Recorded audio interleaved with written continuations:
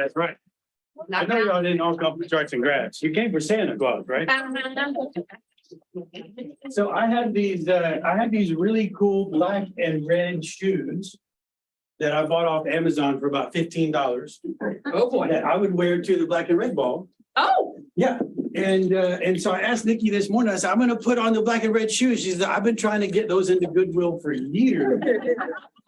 So maybe I'll wear those to the ball. I don't know. But Or better zebra hide them. shoes. Are you? or zebra shoes. I could dress up like a pimp, like I did that. Put your best on. You go all out. Yeah. Not by my choosing, by y'all's choosing. But I tell you, I did note today that somebody that with the team leader, assistant team leader title was dressed up today. And I was saying in the kitchen, I said, I think that there's like a requirement for being in leadership in a market center. You have to be willing to dress up Yes, or be dressed up or be dressed up. by other people. So, Right. but there you go. Where's my? Right there, next to the board. Yep. Okay, so we are gonna do a market update. Question for you is, I always like to hear from the field. So what's going on? What do you see in the marketplace today? What's going on? Lack of inventory. Lack of inventory, multiple offers, multiple sayings of multiple offers. What else? Oh, so price, who said price? Price decreases, something along those. So some price decreases. Yes, okay. Wild swings, regional, it depends on the area, but seeing some huge increases. So you have to be this is gonna get me all. So, because they said you gotta stay in one place or they won't see you on the camera. I'm like, forget about it. I'm gonna be all around. But so wild differences, you have to be an expert in your market and know exactly what the deal is. What else? Nice ranches, especially a premium. A nice, very specific, a nice ranch is very, Ranches are out there. I don't disagree with you. I don't disagree with you at all. So what else are you saying? Sellers still want to overprice. Sellers still want to overprice. So we still have to have good scripts and dialogues and bring great solid information to them. So, yes. A lot of as is, sellers don't want to do any repairs or even give disclosures. Sellers don't want to do repairs. Do sellers still have leverage and the majority of bargaining power in today's market? Yeah, anytime you have a month's supply of inventory, the seller is going to have the majority of leverage. Now, have things changed as far as a leverage and transactional risk perspective from like the height of the pandemic? Yes. So things have changed. Okay, so here's the deal. You know that I'm going to give you some charts and graphs. I'm going to share with you things that are going on in the market. I'm going to give you a little information on how you can apply that. But that's not going to be the majority of our talk today. I've got something really important that I want to share with you, and it's not charts and graphs. Teresa's like, yes. She's in the front row, and not my choice is because she came in late. She would be in the back, and during charts and graphs, she'd be like. Like that picture. So, all right, but let's get into it. Before we get started, this is a leadership speaker, author, teacher, trainer, thought leader in leadership, Craig Groeschel. And if you don't know Craig Groeschel, you need to know Craig Groeschel. He is an amazing thought leader. And a lot of you guys know that I'm a mantra person. So like mantras play in my head. It keeps me grounded, keeps me focused. And a lot of the mantras that live in my head come from things that he has said. And this one right here, successful people do consistently what normal people do occasionally. I don't want to kill the buzz, but you think you could take that one down? This one? Yeah, we can't see it. See. Oh, I was gonna be a little more surgical than that. I always go over. I'm not. So successful people do consistently, it says other people, but normal people do occasionally. And so just let that sink in for a moment. Do you know the things that you should be doing consistently? that you're doing occasionally? Of course you do. So successful people do consistently what other people do occasionally. So I'm gonna hit you with that one first, and then we'll go into some numbers. We'll come back to that type of conversation. So this is an outlook from chief economist of Fannie Mae. Just a couple of key phrases here. Housing prices continue to show stronger growth than what was previously expected. Whenever the interest rate doubled in a month, there were naysayers who said the prices are gonna do what? Crash, like go down significantly. They're gonna go down a lot, really fast. Did that happen? Nope. No. So shows stronger growth. Housing performance is a testimony to demographic related demand. What does that mean? Well, there are two specific categories that they're talking about here. One is the face of baby boomers aging in place. So do you have baby boomers right now that are saying, you know what, I'm just gonna stay where I am and do some renovation? Yes. That is driving a lot of this economy right now or the housing market, is that you have baby boomers who are deciding to age in place and do some renovations to make the house fit their needs instead of changing the house and moving to something else that better fits their needs. The other thing is Gen Xers locked into historically low interest rates. Both have helped to keep housing supply historically low. So do you have the first-time home buyers, the just baby move-up buyers who are locked into a 3% interest rate, sub-3 30-year money? And normally they would stay in that house 3 or 4 years and then they would just step up. They would get beneficiary of some appreciation. They're making some life choices. They got a couple of raises during that time, and now they're going to make a step move. What has happened to that buyer, seller? Stuck. They're locked in. They're staying. They're locked into that interest rate because they're looking at that and they're saying, I can't, like, it would be more expensive for me to move down, much less lateral or up. And so you've got a lot of buyers that out there and sellers that are locked in because of it's their first time home buyer, they're young folks, they're locked into this interest rate, they don't have margin in their budget to be able to make that decision because they just stay in place. And we had a lot of those movers whenever the interest rate was lower. So home builders continue to add supply, but guys, I'm telling you, we are in a 15-year new home deficit. We're in a 15-year deficit of new construction. When you talk about housing supply, what do we normally talk about? In just a term, like housing supply.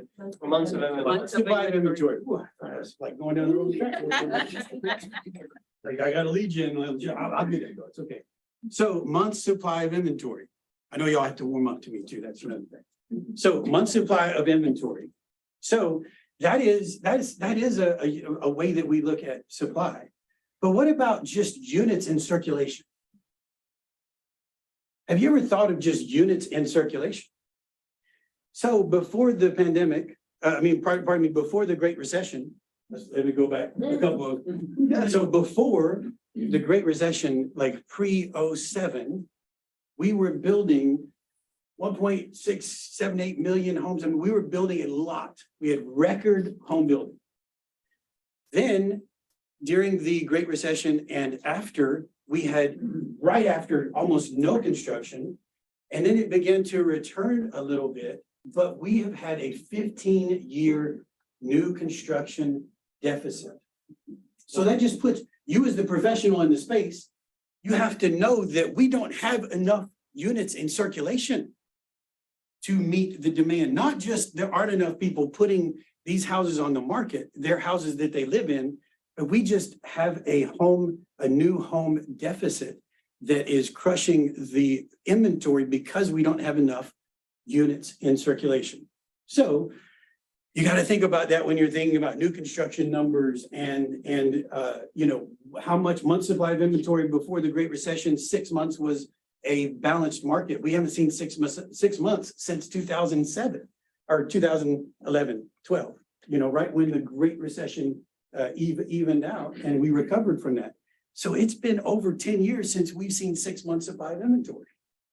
So the new normal is not 6 months supply of inventory as a balanced market. It's more like 4 or 5 months is a balanced market, but because of units in circulation. Just important for you guys to know that. Okay, another thought that I want you to have is this is a picture of what? Rear view. A rear view mirror and a windshield. Yes, so rear view mirror and a windshield. So look, I give you the rear view mirror because of this. Most super smart economists, people who make predictions would tell us that the worst is behind us from this current shift. Most people would tell you the worst is behind us. That interest rate doubled in a month, continued to increase. We had the market come to a screeching halt at the end of the year, and then in January began to come back to some level of seasonal increase. So that worst is behind us. Things have leveled out. The interest rate's fairly stable, higher than we want it to be. There's still great demand. There's still pricing support, and we still have movement in the marketplace. So the worst is behind us. Does that mean we're not going to have challenges in the future? Of course not. But when you're looking forward like that, what's the larger thing in your vision? Is it the rear view mirror or is it the windshield? It's the windshield. So look out the windshield. Keep in perspective what's behind us. We learn from that. We grow from that. But look forward in where are the opportunities in this market and the market beyond that. So look forward. The worst is behind us. Key point there. And here are some charts and graphs for you. We're going to blow through these because, like I said, I want to get, and also I'm going to give you these slides so you have access to these. If you're a high C in the room and I do one of these, Yeah. okay, and you like almost have a heart attack or something and you get mad, please don't get mad at me. Look, if you want to come up afterwards and talk about one of the charts I skipped, I'm happy to do that. I'll totally geek out with you on. But we're going to go fairly quickly. How much time do I need to leave at the end? 2 minutes. 10 minutes at the end. Mhm. It's a tall order for me. You know, I'm always 10 minutes over. How about 8? Okay, 8 minutes. I think. Can I have 5? Yes. Okay, good. All right. So this is the number of homes, active listings in 2023 versus 17, 18, and 19. And you can just see we're significantly lower in the number of homes for sale than we were during those months in those years before the pandemic. This is a different way to look at it. New listings coming on the market, and these are the years previous, and this is this year. New homes or new listings, not new homes, new listings coming on the market, and you can see we're much lower than we have been in previous years. Are these all for like Metro Atlanta? So great question. This is national. This is local. And when I say local, I mean the zip code's right around this market center. So it's just our backyard, basically. So some Gwinnett, some Hall, some Barrows, just like in our backyard. Okay, so I pull zip codes in a radius. So this is new homes coming on the market, new listings coming on the market, and you can see we're down 30% throughout the past 12 months. Do you guys feel that? Yeah, you know that. You feel that. So listings are down. This is that month supply of inventory we talked about. And so we were living in 1 month, 0.9 months supply of inventory. We were even at one point, we were counting month supply of inventory. We're counting inventory in weeks instead of months, days, hours, minutes supply of inventory, you know? And so that was back here. Then interest rate double, market began to slow. We peaked October, November at 3.6 months supply of inventory. Oh my goodness, the shelves were stocked. Okay. Then we quickly went back down in spring market to 1.5. This last month, we had a little peak up at 1.9. You can see in previous years too, that June generally does have a little bit of an increase. You still have summer sellers coming on the market and the summer buyers are beginning to wane a little bit. So it's not unusual to have a little peak in inventory right here between May and June. But you see what's happening. 1.4, 1.5, 1.9, higher low inventory. It's low inventory. No matter how you slice it, that is a challenge that you have to overcome and help your clients to overcome. That peak that you were just showing, were a direct result of the interest rates in May and June. Yeah. Oh, no doubt. The government said this is no good. Yep. The government said this is no good and we need this. And then we got that. And then the market said, no, we're still gonna do this. So that's pretty much what happened. I mean, and so the market is still strong, super robust, a lot of demand out there. And we just don't have the supply to meet the demand. Days on market. You see, we peaked all the way up to 65. Oh my goodness. Like you know, after this, we were talking about classes like, you know, my listing's been on the market for more than a day. Now what do I do? We had no idea how to effectively market a property. And so I'm gonna tell you guys that like 60, 30, 45 days on market, is there an opportunity in there for you, the listing agent, with a 45-day market cycle? What is the opportunity for you? Yeah. To get more leads, to get more buyers, To find more to buyers. find more buyers. How do you do that? Open house, open house. Open houses, yes. So Advertising. prospecting, open houses, using that house to advertise and now look, you're advertising the house to find a buyer for the house, and you're also advertising all the houses to find buyers for all the houses. Okay, so we lost opportunity whenever we had minutes on market, and you could put a house on MLS or even before MLS and have 30 offers before lunch. You lost opportunity to leverage that listing to get additional leads. And so with a market cycle that's 30 to 40 days, that's more healthy than 5 days or 10 days. And I'll tell you also, you guys have already talked about this, multiple offers. I mean, this is an average of total days on market on all the properties. And so we still have properties coming on the market that are not properly priced, that are going to have a price reduction. So our sellers are still wanting more, and I'm seeing price reductions. You're seeing price reductions on overpriced properties. Yeah. Properties that are properly positioned in the market are gone. And so, you know, when you have those conversations with sellers, you need to be able to bring good, solid information in on those properties that had price reductions and how long they were on the market versus the ones that went under contract with no price reductions. You know, a year and a half ago, listing consultation went something like this. How much do you want? Okay, well, you bought it last year at 350 and you want 600. Why don't we just go 650? You know, and so that's pretty much the way the conversation went. And today you have to be much more skilled at those conversations. And you've got to be the economist of choice, and you've got to be the expert in your space to go and educate your clients, buyers and sellers, on what they need to do to get what they want and need out of this marketplace. You know, I've said this to you guys before. You don't get a pass. You don't get a pass at being the expert in the market. You don't get to say, well, I don't understand all the numbers. You know, like, oh, I just don't get the charts and graphs. I don't understand this, that, or the other. I just love houses and love people. Like you don't get a pass. You don't get a pass. You don't just love houses, love people. You're not paying attention to the numbers and go get a $30,000 check. The $30,000 check is somebody paid you to be the expert and to do a service, to provide a service, to represent them well, to educate them, to help them navigate the complexities of this marketplace and help them get over the finish line and beyond. And so there's a lot of money on the table in this business, but you don't get a pass at putting the work in to be the expert in this industry and in the market that you go out and market yourself as the expert in. So if you don't get the numbers or you don't get any part of this industry, you just have to work on it till you do. You just have to put more work in. You said at one of the masterminds that all of the awards that you currently have, throw them away, put them in a closet because they don't mean anything anymore. Yes, turn the page.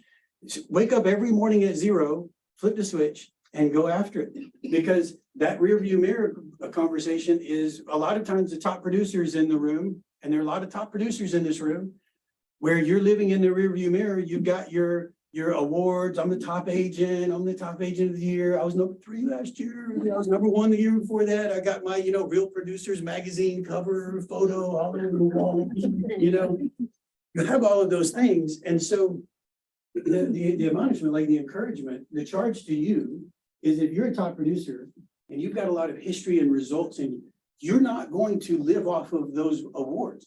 Take those awards, put them in the closet, shut them down for the rest of the year. Every morning, start from 0 and get after it. That's it. That's where you got to be in this space right here. And to tie that in, if you don't understand a part of the market, put the work in until you understand it to where you can go and educate your people. Okay, off my soapbox. Now back to charts and graphs. This is price. You guys get that? You guys understand what I'm saying to you? Okay, like, because there's a lot of people, okay, I'm back on the soapbox, just 1 second.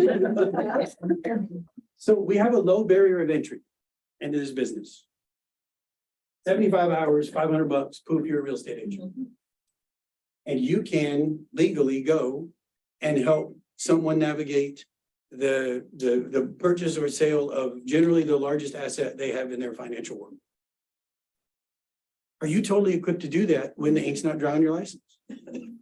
No, you gotta be a student of the market. You have to know what you know what you don't know the difference between the two, and know where your resources are. Tap into the resources of this community, tap into the teaching and training. If you don't get something, you gotta dig into it until you understand it. Because you are legally able to go and do business and help someone and represent someone, but you're not ready to. And if you're just perpetually saying, I don't get a part of the market, shame on you. You don't get to do that. Okay. All right, so I'm not getting back on the soapbox. This is it. Okay, so this is price. And you can see in June of last year, the price peaked. And then we had a pullback in price, and then the price is back to where it was, very close to where it was in the peak. Now, I will tell you that this is a pretty regular seasonal trend. If you look at seasonal trends and average or median prices, you're gonna see some small dip around the holidays. This is not an unusual graph. This is not something happened to cause the market to crash or pull back or pricing went down. And I will tell you that right here, last thing I would say on this, we gotta move on, is, man, we gotta move on. Okay, so this right here is you know what, that's not even important. Okay, if you want to talk about this is, I'm working on me here. I'm working on me. So this is a list of sale price, which is important. And when you're trying to get some reality back into the mindsets of your buyers and sellers both, because for a long time, for about a year, we were over 100% list to sale price. Unprecedented, unheard of, 103% list to sale price. Unbelievable for a very long time. Then the market slowed down. We went all the way down to 93.9%. And now we're back up to 98.6 original. So sold price to original list price. Anybody know where we kind of land normally in the last 10, 15 years? 97, 96, 98, depending on the segment of the market. So this is strong, robust at 98.6. And it's not 103. So having conversations with your sellers and buyers, your buyers about what kind of offers they need to make, your sellers about what kind of pricing condition the house needs to be in. This is a great thing to talk to your folks about. All right, so this is under contract and sold. You can just see that under contract's flat through the year and sold is down 20%. And the reason sold is down 20%, this is where the market changed last year. And so there were a lot of under contracts before that closed right here. And so under contracts are relatively unchanged this year. So it's not up or down. So the market's stable. Moral of the story, market stable.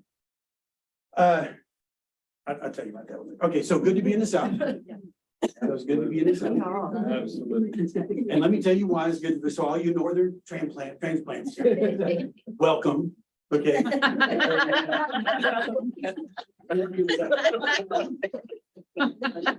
is why it's good to be in the South in charts and graphs. So this is pending home sales report, 76.5 is national pending home sales. 100 is good, solid, above 100 super strong, below 100 a little weak. Well, look, we're 94.4 in the South. Rest of the country's dragging us down. Okay, especially out west. Their numbers are. They're all coming I over know. here. They're coming over here. They're on the East Migration Coast. routes. We are beneficiary of migration routes right now. It's a good thing and a bad thing. Okay, so, but here it is. You've got 94.4 in the South. Good to be in the South. This is a complicated graph, but basically, we're not as bad as they are, okay? This is important for you. And when we talk about units in circulation, this is new construction. So this is South units, seasonally adjusted annual rate on housing starts. The South, by far, leading the country in adding units on the ground. So pay attention to that. Look, when you're looking for solutions for your buyers, you better darn well know where all of the new inventory is and where it's coming out of the ground, what's being developed, what the product is, who's gonna be selling it, get you on the list, so then when your client wants it, your name comes up, you give that to your client, yes. Are these all purchased? Because some of these neighborhoods are building them like lease to purchase. So there are, so super, that is not defined in these statistics right here, this is new starts Okay. for housing. Even apartments? And so, no, this is just Okay, housing, just- so, okay. and the deal is that the single family residential properties that are being constructed, all for rents. Mhm. Is a thing, it's definitely impacting our marketplace, don't pay attention, don't look at that, yes, we need to be aware of that. But what I want you to see here is that in our area, strong construction, stronger than the rest of the country, it's good to be in the South. Know where that new construction is and be able to utilize that in representing your clients. So, but yes, nuances there with the build to rent stuff for sure. All right. This is, we talked about the number of homes that are sold every year. And this is basically where we are now in the country and where we were pre-pandemic or right after the pandemic hit, and we're at the highest level at 6.78 million homes per year. Kind of leveled out around 6.2. We dropped below 3 and then came up to 4.4, 4.2. The reason I tell you this one is because, again, in the South, this is where we are now, not far off from where we've been living the last 10 years. So the annual number of homes being sold is not far off of where we've been living. So I'm trying to, don't get it in your head that we've crashed, that things have come to a screeching halt, that there's no opportunity for you. We're basically where we've been the last 10 years. Yes, this happened. Yes, that happened. Yes, here we are. But look, 11, 12, 13, 14, 15, 16, 17, 18, 19, and 17, 18, 19 were like record-breaking, awesome, amazing, robust, strong years, tons of money to be made. We're right there. Last one, charts and graphs, is 64 point. So the people that talked to an agent were 64.5% of them were more likely to put their homes on the market after they talked to an agent. So what do you need to do? Get out and talk. Man, I just love the charts and graphs so much that I spent way more time than I thought I was going to. So, but this is the next thing. It's not about the market. So look, it's not about the market. The opportunity in this industry is about you. It's about you and who you are and who you need to become to take advantage of the opportunities that are in any real estate market. Were there people in the Great Recession that made a killing in the market? Yes. Teresa Smith right there. Yes, okay, it's because of who they are and what they're doing, okay? So this is not about the market.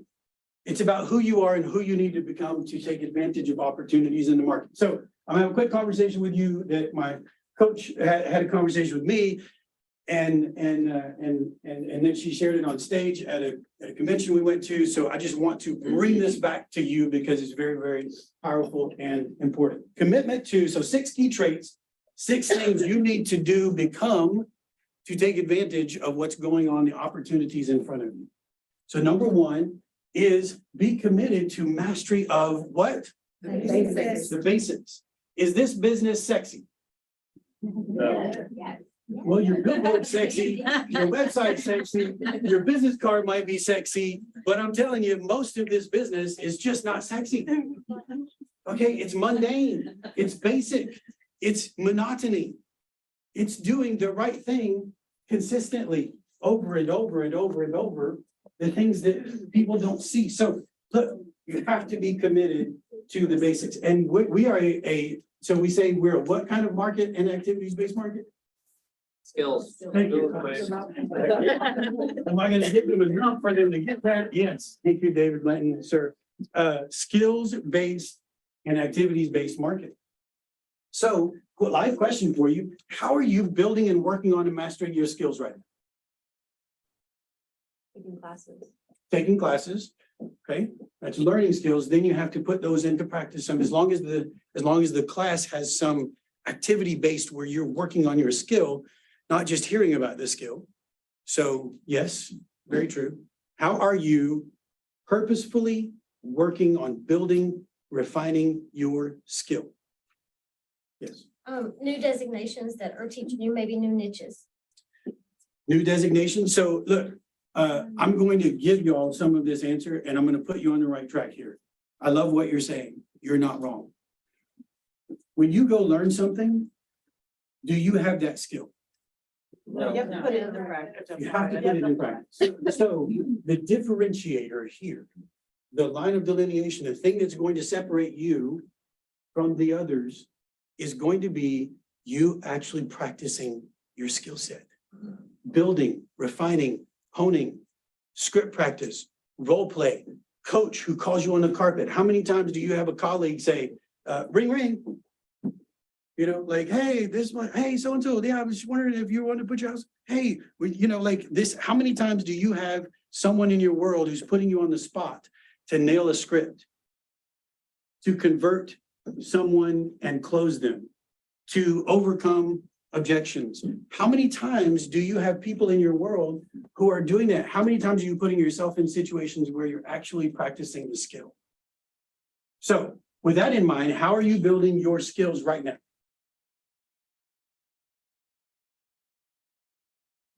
It's a quiet room. And I'm telling you this in love because the room should not be that quiet. You guys have opportunities to build skill and you need to be purposeful. You need to put in your calendar, how are you building skill?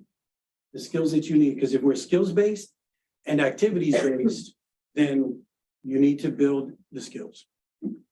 Okay, and also on the committing and mastery is your pipeline and your lead generation, your lead follow-up. So there's so much lost in this business in the lead follow-up. So we're all about generating leads, but if they're not like now ready to go business, then many times we forget about them. We don't properly place them into a follow-up system. We're not committed to long-term follow-up with them. So what type of long-term follow-up process do you have in place? That's critical. Last thing on this is your canned presentation. So when you go do a presentation, do you know what you're going to say? Have you practiced it? Do you have the words you're going to say? Do you know where you're going to sit at the table? Do you know how you want the person placed? Do you know what kind of tools you're bringing to hand out? Do you know the objection handlers for the 5 most common objections there? So how are you on your canned presentation? And so many people say that they don't want to be scripted. Like, I don't want to have a canned presentation. I don't want to be scripted. Well, the script is only a framework for a constructive conversation. Like you do that and you practice it and you skill build enough to where your canned presentation is actually conversational. And it just comes out of you as if that was just the next thought in the conversation, not like, I've got to think of the next line. And also just along those lines is when you're practicing the skill enough, then you get to listen during the conversation because you're not just thinking about what you're going to say next. It's so deeply ingrained in you what your process is that you know exactly what you're going to say next. So master this the canned presentation and work on your skills. Own your mornings. So number 2 is own your mornings. And so, win the morning, win the day. Do you have a set morning routine? And is your set morning routine productive for you? I know a lot of real estate agents that don't get up until 9:30. Like to have them in a meeting before 10 is ridiculous. I mean, like you have so much freedom in this business because no one's breathing down your neck. Nobody's got their boot on your throat. Okay, you're not punching a clock. You think no one can fire you. That's again. So you think no one can fire you, and so then you take all of the liberties of the freedoms that are involved in being an independent contractor, and you have to show up every day like you can be fired. And so your morning routine is critical. Because number one, it's how you get started. Number two, and I'm so sorry, I am gonna go long. No, you're good. Shocker.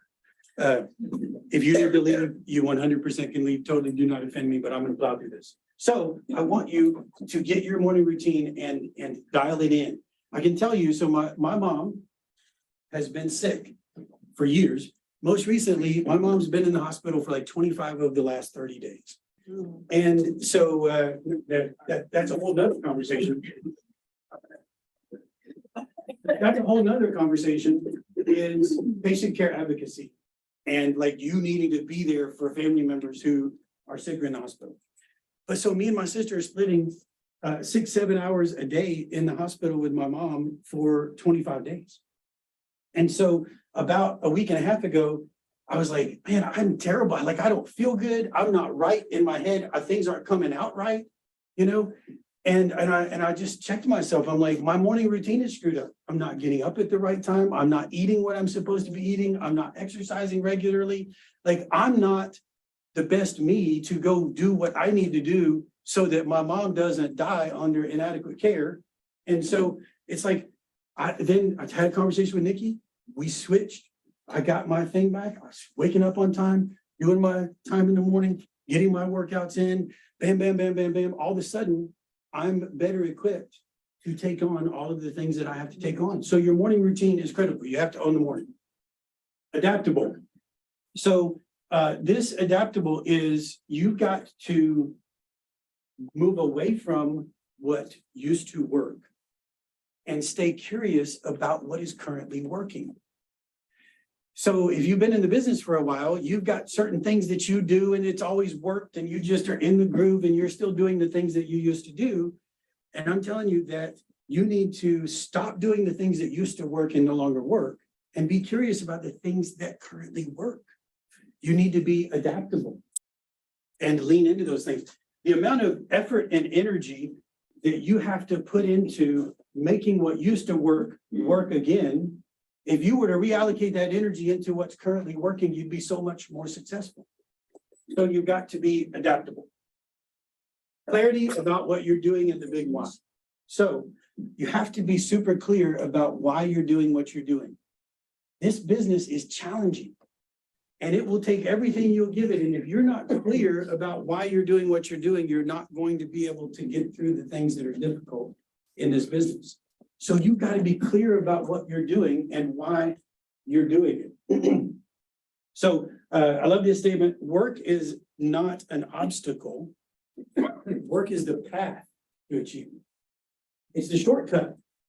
So be clear about why you're doing what you're doing. And you've got to tie that to your activities every day. You got to understand that we're in a critical time. You're in a critical time in your life. You're running out of time. There is a sense of urgency for you to do what you know you're supposed to be doing. Massive defense against distractions. Do we have a distractible bend in this industry? Yes. What do you do to protect yourself against distractions? Nikki once told me you have to build a bunker. Build a bunker. Yep. Those kind of things, those kind of distractions. Build a bunker. So how do you build a bunker? Turn off notifications. Turn off notifications of what? Everything. Everything. Yes, we're so distracted. Ding, ding, ding, ding. Buzz. So how else do you have a massive defense? Time blocking? Yes, who said that? Time blocking. Yes. So you basically are making sure that those things that are distracting you live in other places, not in this place where you're doing this thing. Say no more to the things that don't move you forward. You have to say no far more than you say yes. Yeah. And I'm just gonna tell you the biggest distraction that we have is right here. Biggest distraction that we have is right here. And so if you can turn that off, guard yourself against that, turn off notifications, put an out of office, do an autoresponder, whatever you need to do to feel confident that people aren't gonna think that you died in the last hour. Then do that.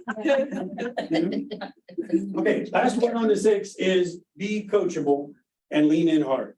So do you have people in your world who You've empowered and asked for them to tell you the truth. And then do you listen to what they're saying when they tell you the truth?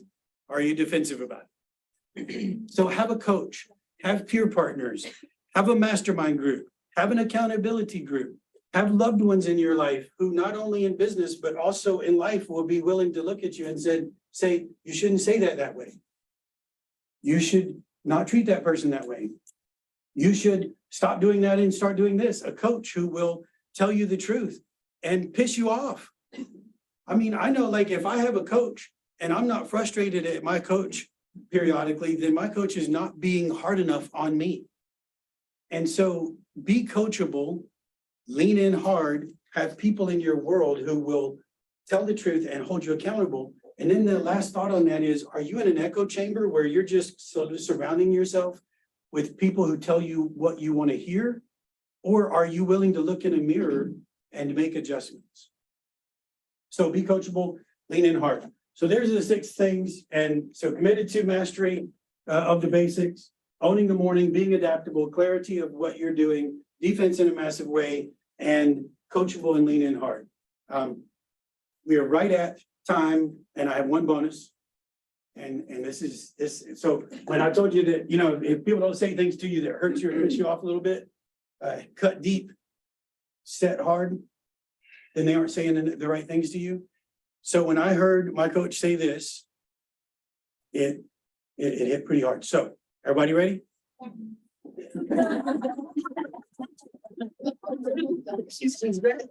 Get on with it, dude. You got a captive audience right here, just say it. Thank you very much, I appreciate that. Oh, that was good. My favorite person in the audience. You, okay, so. So here's the saying. The thought. You are where you are because you're okay with it. So if you don't have enough business, you are where you are because you're okay with it. If you weigh a couple of pounds more than what you want to, you are where you are because you're okay with it. If you don't have enough time for the things that you want to do in life, you are where you are because you're okay with it. If you don't have enough money for the things that you need money for in this world, you are where you are because you're okay with it. And so are you going to stop being okay with it? Start building in these 6 key traits of people who are successful. Do consistently what you need to do and stop only doing occasionally the things that you know you need to do. And surround yourself with people who are for you and being totally 100% committed to success in those areas. Because whatever area it is, I am where I am because I'm okay with it. If I want to move, I got to stop being okay with it and make some changes. All right, that's all I got.